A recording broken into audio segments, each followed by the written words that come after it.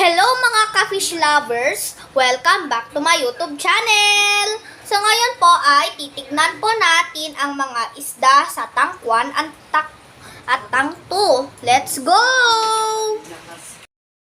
So yan po yung mga isda ko sa tank 1.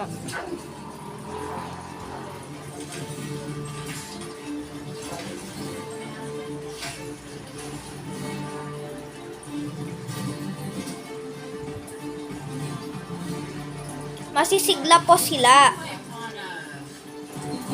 Hang on.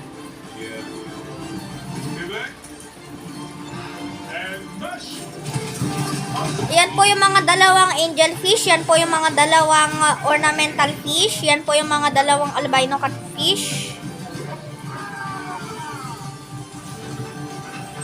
May mga glow tetra po din kami. Next! Ito naman po ang mga isda sa tank 2. Ayan po yung mga mata. Yan po yung mga ping pong balls.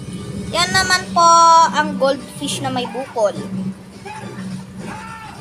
Masisigla po din sila.